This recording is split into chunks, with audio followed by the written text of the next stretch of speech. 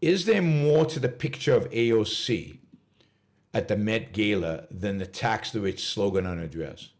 After listening to Peikoff, the picture reminds me of abstract concepts, postmodernism, French Revolution, Jackson Pollock, throwing paint against the wall, emotionalism. Yeah, I don't know what you were listening of Peikoff's, what you were listening of Peikoff's to. I think that's a sentence. But yeah, I mean, there's a lot going on here, right? There is the nihilism of taking a beautiful dress and spray painting it and wearing it to a cultural event where people get dressed up, where people wear fine clothes, where most of the audience is wealthy, because it's not just the Met Opera, it's the Met Gala, it's the opening event of the season. It's where supporters of the Met Opera, people who donate a lot of money to the Met Opera, people of wealth are going there. And it's spitting in the face. It's a purposeful spitting in the face of culture, of values, of the people that are going there, of the people she's going to be sitting with, who all probably voted for her, right? I don't know if they live where she ran, but they're all leftists. But and again, people dress up for this, people dress beautifully for this, and she's splashing paint on it and writing something. So there's definitely a nihilism there, a destructiveness, which is consistent with the postmodernism rejection of truth and beauty and any respect for culture. Why is she going to the Met Gala? Who the F invited AOC to the Met Gala? What does she know about opera?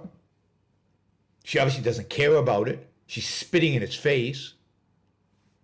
It's way, way, way too beautiful an art form for scum like AOC to go to. Sorry. But she's disgusting. As I said, she's smart though. Look at what a brilliant publicity stunt it was. How much attention she's getting. How everybody's talking about it.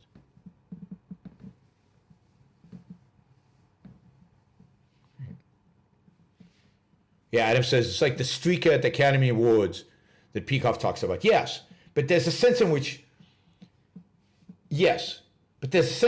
it's worse because it's a political message, spitting in the face of the institution, destroying a beautiful dress, and getting attention all at once. And it's not an anonymous streaker.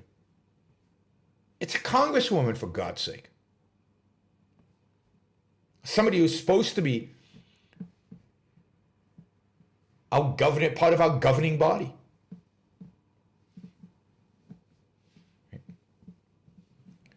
So it truly is despicable what she did, and it's truly despicable that she isn't being criticized more for it, and that the Met will ever invite her back is ridiculous. But yeah, I mean, the Met donors probably say, yeah, she's right, I feel guilty. They probably hate her behind her back, but they probably grovel before her beforehand. So it's not art. It's not Jackson Pollock, but it's the same attitude as Jackson Pollock. It's a spitting in the face of art.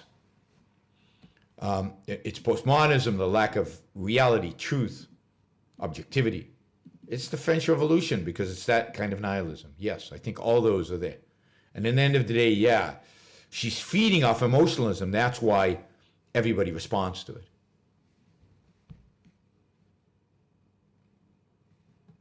And to begin with, I wonder if I can ask you to capsulize. I know this is difficult.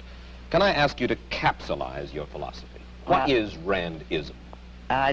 First of all, I do not call it Randism, and I don't like that name. I call it objectivism. All right. Meaning a philosophy based on objective reality. Now let me explain it as briefly as I can. First, my philosophy is based on the concept that reality exists as an objective absolute, that man's mind, reason, is his means of perceiving it, and that man needs a rational morality. I am primarily the creator of a new code of morality which has so far been believed impossible, namely a morality not based on faith. On faith. Not on faith, not on arbitrary whim, not on emotion, not on arbitrary edict, mystical or social, but on reason, a morality which can be proved by means of logic, which can be demonstrated to be true and necessary. All right. All right. Now, may I define what my morality is? All right. Because this is merely an introduction. My morality is based on man's life as a standard of value. And since man's mind is his basic means of survival, I hold that if man wants to live on earth and to live as a human being, he has to hold reason as an absolute, by which I mean that he has to hold reason as his only guide to action, and that he must live by the independent judgment of his own mind, that his highest moral purpose is the achievement of his own happiness, and that he must not force other people, nor accept their right to force him, that each man must live as an end in himself and follow his own rational self-interest. May I? All right, before we go on, reminder, please like the show. We've got 163 live listeners right now, 30 likes. That should be at least 100. I figure at least 100 of you actually like the show. Maybe there are like 60 of the Matthews out there who hate it, but at least the people who are liking it, you know, I want to see a thumbs up. There you go. Start liking it. I want to see that go to 100. All it takes is a click of a thing. Whether you're looking at this, and you know, the likes matter. It's not an issue of my ego. It's an issue of the algorithm. The more you like something, the more the algorithm likes it. So, you know, and if you don't like the show, give it a thumbs down. Let's see your actual views being reflected in the likes. But if you like it, don't just sit there. Help get the show promoted. Of course, you should also share, and you can support the show at JohnBrookShow.com/support, or on Patreon or Subscribestar or Locals. And show your support for the work, for the value hopefully you're receiving from this.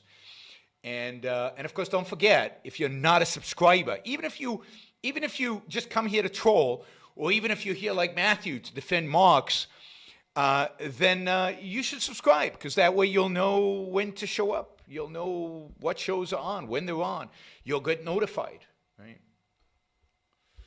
So, yes, like, share, subscribe, support. Like, share, subscribe, support. There you go. Easy. Do one or all of those, please.